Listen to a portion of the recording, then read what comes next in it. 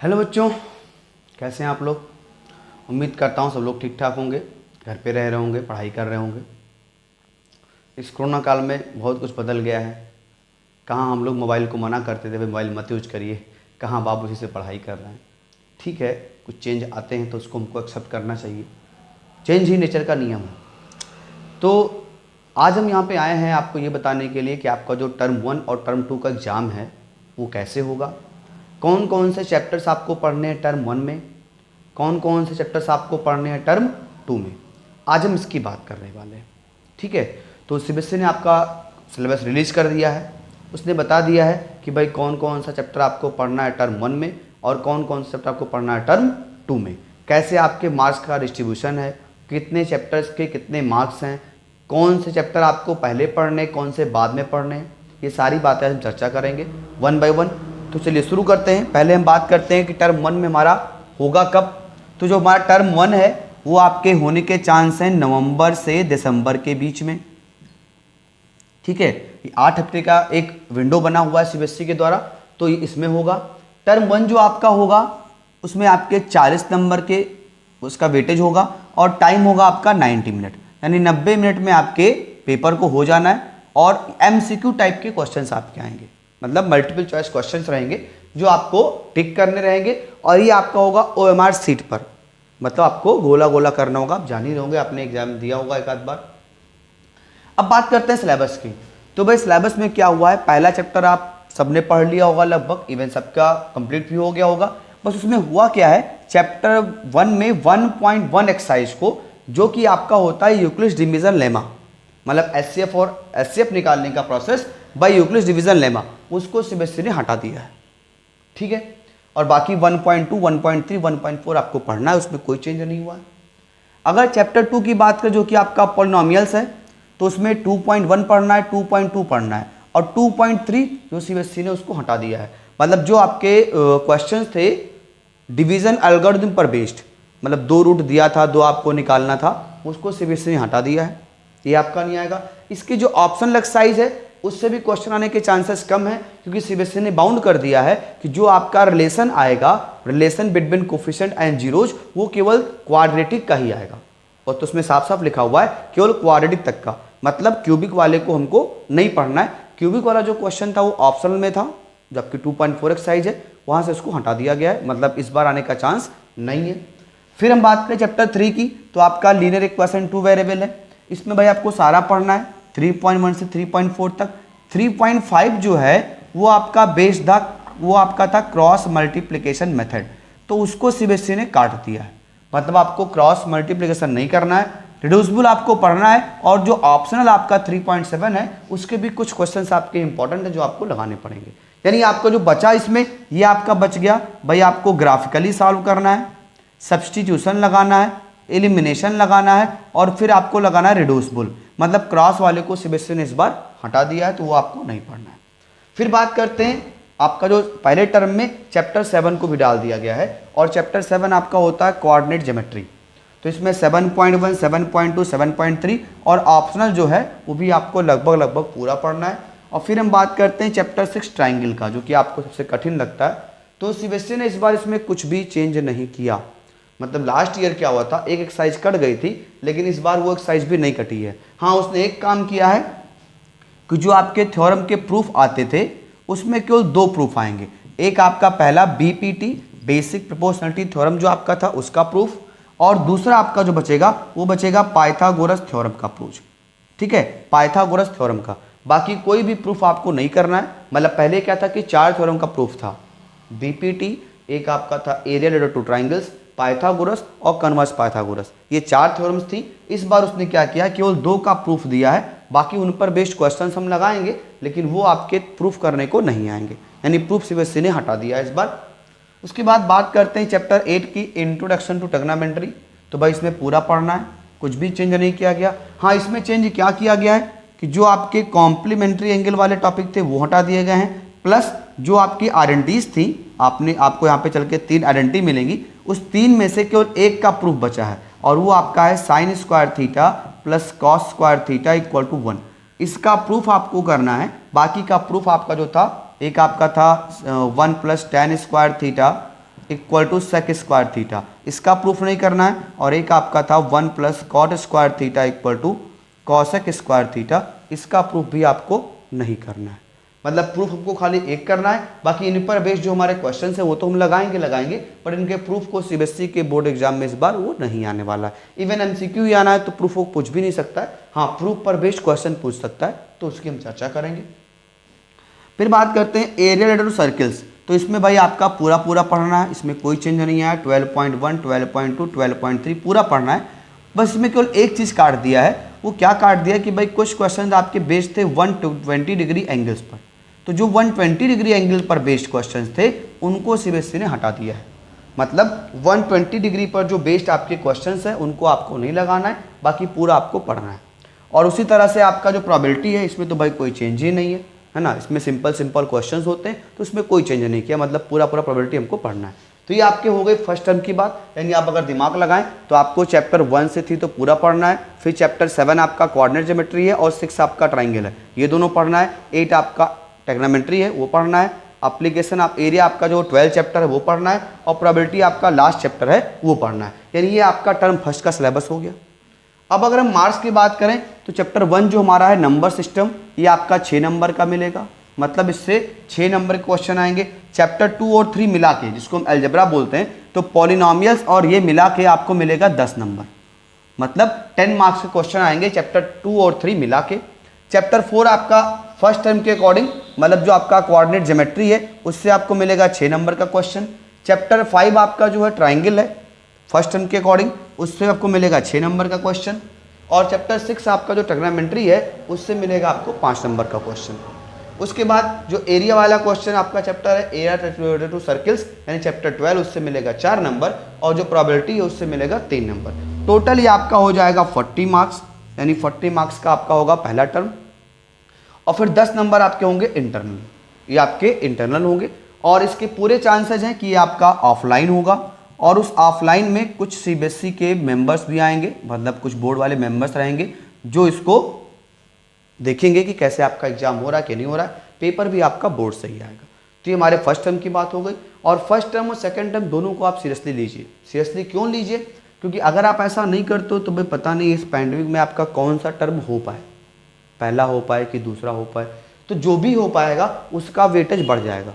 मतलब सीबीएसई ने कहा है कि भाई भगवान ना करे, बट अगर आपको मान लो पहला टर्म ही हो पाया, सेकंड नहीं हो पाया, तो सारा आपका नंबर जो बनेगा पहले टर्म पर बनेगा। अगर फर्स्ट नहीं हो पाया, सेकंड हो पाया, सारा सेकंड पर बनेगा। तो अभी हम कुछ श्योरिटी से नहीं कह सकते, हाँ बस हम उम्मीद लगा के चल रहे हैं कि आपका ये कोरोना डिस्टर्ब ना करे और हमारी पढ़ाई से कंटिन्यू चलती रहे। ठीक है, तो ये हमारा फर्स्ट टर्म का हो गया। अब इसका स्क्रीनशॉट ले लें, फिर हम सेकंड टर्म की बात करते हैं।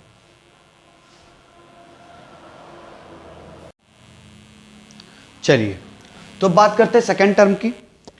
तो भाई जो हमारा सेकंड टर्म है उसमें किया क्या गया है भाई, मार्क्स वहां पर भी 40 नंबर ही है। टाइम हमारा जो 2 घंटे दिख रहा है अभी, एक्चुअली अभी इसमें कुछ दिया नहीं हुआ है, लेकिन जो सीबीएसई का नोटिस आया था टर्म फर्स्ट और टर्म सेकंड वाला, उसमें 2 घंटे दिया हुआ था। और ये भी कहा गया था कि आपका एग्जाम मार्च अप्रैल में होगा, प्लस ज़्यादा चांस है कि ये आपका डिस्क्रिप्टिव होगा। ठीक है, ये एमसीक्यू आपका बेस्ड नहीं होगा। अभी ये जानकारी है, अभी आगे जानकारी और आती है तो आपको और हम प्रोवाइड करा देंगे, बट अभी की जानकारी यही है कि आपका ये 2 घंटे का होगा और डिस्क्रिप्टिव होगा। अब बात करते हैं सिलेबस की। तो चैप्टर 4 जो आपका है, यानी कि यहाँ पे चैप्टर 1 बन गया है और वो आपका है क्वाड्रेटिक इक्वेशन। इसमें आपको 4.1, 4.2, 4.3 पढ़ने। ठीक है, अब यहाँ आपको ध्यान रखना है कुछ हमारे इक्वेशन जो होते हैं रिड्यूसिबल, यानी आपका जो 4.4 था वो कट गया है। मतलब जो इक्वेशन रिड्यूसिबल होते हैं क्वाड्रेटिक में उसको आपको नहीं लगाना है।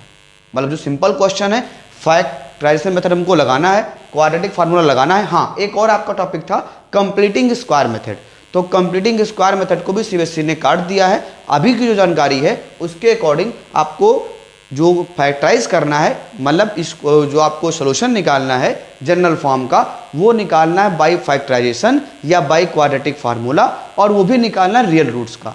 मतलब जो इमेजिनरी होते हैं वो आपको पहले से भी नहीं था, इस बार भी नहीं है। और जो आपका एक क्वेश्चन होता है जो रिड्यूस करते हैं कि आपका वो रिड्यूस हो जाएगा कि नहीं हो जाएगा, तो जो रिड्यूसिबल वाला वो हमारा कट गया, मतलब वो हमको नहीं लगाना है। और 4.4 भी आपका कट गया है। तो यहाँ आपको पढ़ना nature of roots, solution of equation, ये भी निकालना है, लेकिन उसमें आपको कंप्लीटिंग स्क्वायर मेथड को हटा देना है, उससे आपको नहीं लगाने क्वेश्चन। फिर आगे बात करते हैं चैप्टर 5 की, जो आपका अर्थमेटिक प्रोग्रेशन है एपी। उसमें आपको 5.1 से 5.4 तक पढ़ना है। 5.4 आपका ऑप्शनल है। और 5.3 में जो क्वेश्चंस आपके 14 से लेके 20 तक हैं, मतलब अप्रॉक्सीमेटली 15 से लेके 20 तक हैं, मतलब जो question sum of n terms पर बेस्ड हैं और डेली लाइफ के क्वेश्चंस हैं, मतलब जो डेली लाइफ के क्वेश्चंस सम पर बेस्ड है वो आपको नहीं लगाना है। तो ये आपका 5.3 में क्वेश्चन में 15 से 20 तक के आसपास है, तो वो आपको नहीं लगाना है। ऑप्शनल में भी आपको कुछ ही क्वेश्चन लगाने, 2-4 ही, बाकी आपको नहीं लगाने, वो कट चुके हैं। फिर हम बात करें सर्किल्स की, तो सर्किल में आपको पूरा पूरा पढ़ना है। हाँ, यहाँ पे एक फ़ायदा हुआ है कि जो थ्योरम का प्रूफ था उसको हटा दिया है और केवल आपका पहला एक थ्योरम का प्रूफ बचा हुआ है, एक और बचा हुआ है। मतलब थ्योरम का जो प्रूफ था उसको हटा दिया है, केवल आपको थ्योरम पढ़ना है और उस पर बेस्ड क्वेश्चंस को सॉल्व करना है। ठीक है, मतलब प्रूफ आपको नहीं करना है। उसके बाद कॉन्स्ट्रक्शन में भाई पूरा पूरा है, उसमें कोई चेंज नहीं आया। वो आपका 11.1 भी है, 11.2 भी है। अब इसमें आपका जो बाकी बचा हुआ उसको हटा दिया गया है। एक आपको सिमिलर ट्राइंगल्स वाला था, सिमिलर ट्राइंगल्स वाले को हटा दिया गया है। मतलब आपको ट्राइंगल दिया होता था और ट्राइंगल दिया होने के बाद आपको सिमिलर ट्राइंगल उसकी तरह बनाना होता था, तो वो इस बार सीबीएसई ने हटा दिया है। वो मेरे ख्याल से 11.2 में है, वो हटा दिया है। और 11.3 आपका जो टेंजेंट वाला है वो आपको पढ़ना है, टेंजेंट वाला पढ़ना है। और एरिया आपका जो ट्राइंगल दिया था, जैसे आपको ट्राइंगल दे दिया और इसके सिमिलर आप एक ट्राइंगल बनाओ, तो वो सीबीएसई ने हटा दिया है, वो आपको नहीं पढ़ना है। एक ऐसा यहाँ से कम हो गई। फिर बात करें एप्लीकेशन ऑफ ट्रिग्नोमेट्री की, तो भाई इसमें सारा पढ़ना है। हाँ, इसमें एक ध्यान रखना है, कुछ क्वेश्चन हमारे होते थे अल्फा, बीटा और गामा पर बेस्ड, जो समिस्टर क्वेश्चन थे वो हटा दिया है। बस केवल हमको 30, 45 और 60 डिग्री इन पर बेस्ड एलिवेशन वाले और डिप्रेशन वाले क्वेश्चंस तो लगाने हैं। मतलब एंगल ऑफ एलिवेशन और एंगल ऑफ डिप्रेशन पर जो बेस्ड क्वेश्चंस हैं वो तो हमको लगाने हैं, बट जो एक्स्ट्रा क्वेश्चंस थे वो सीबीएसई ने इस बार हटा दिया, वो हमको नहीं लगाना है। फिर बात करते हैं चैप्टर 6 की, इसके अकॉर्डिंग सरफेस एरिया वॉल्यूम। तो इसमें भाई आपका 13.1, 13.2, 13.3 पढ़ना है। 13.4 आपका होता है फ्रस्टम ऑफ कोन, तो फ्रस्टम ऑफ कोन आपको नहीं पढ़ना है, वो इस बार सीबीएसई ने हटा दिया है। वो लास्ट भी कटा हुआ था, इस बार भी काट दिया है। फिर बात करते हैं स्टैटिक्स की, तो भाई इसमें 14.1, 14.2, 14.3 पढ़ना है। 14.4 आपका काट दिया गया है। एक और टॉपिक काटा गया है, जैसे आपको जो मीन निकालने का तरीका होता है वो 3 मेथड है। एक आपका है डायरेक्ट मेथड, एक आपका है एज्यूम्ड मीन और एक आपका होता है स्टेप डेविएशन। तो ये दोनों तो आपको पढ़ना है, इस स्टेप डेविएशन को रिमूव कर दिया गया है। मतलब आपको जो मीन निकालना है वो निकालने का 3 फार्मूला है, 3 मेथड है, उसमें से 2 आपको पढ़ना है, एक सीबीएसई ने रिमूव कर दिया है। मतलब स्टेप डेविएशन को हमको नहीं पढ़ना है। तो ये हमारे सेकेंड टर्म का सिलेबस है। अगर हम नंबर्स की बात कर लें कि भाई कौन सा चैप्टर कितने नंबर्स का है, तो क्वाड्रेटिक और अर्थमेटिक, मतलब पहला और दूसरा मिलके आपको दिलाएगा 10 नंबर, 10 मार्क के क्वेश्चन आपको पहले से मिलेंगे। चैप्टर 3 और 4 मतलब सर्किल और कॉन्स्ट्रक्शन, ये मिला को आपको दिलाएगा भाई 9 नंबर, 9 नंबर क्वेश्चन आपके 3 और 4 से मिलके आएंगे। फिर चैप्टर आपका जो 5 है एप्लीकेशन ऑफ ट्रिग्नोमेट्री, ये आपको देगा 7 नंबर। और चैप्टर 6 आपका जो है सरफेस एरिया वॉल्यूम, ये आपको देगा 6 नंबर। और चैप्टर 7 आपका जो स्टैटिक्स है ये आपको देगा 8 नंबर। और स्टैटिक्स में जो आपका 14.4 एक्सरसाइज था वो आपका एक्चुअली ग्राफिकल है, मतलब उसमें हमको ओगी बनाना होता है, जो आपका मीन मीडियन निकालते हो उसको ग्राफिकल मेथड से निकालना होता है, तो वो सीबीएसई ने हटा दिया है। तो ये तो हमारे हो गए सिलेबस की बात। अब बात करते हैं आपको पढ़ाई कैसे करनी है। ठीक है, तो भाई मोस्ट ऑफ द स्टूडेंट्स ये सोचते हैं या ये सोच रहे होंगे कि भाई सिलेबस तो हमारा कम हो गया। ठीक है, चलो सिलेबस कम हो गया, अच्छी बात है। अब सीबीएसई ने क्या किया भाई, टर्म 1 और टर्म 2 कर दिया, ये भी अच्छी बात है।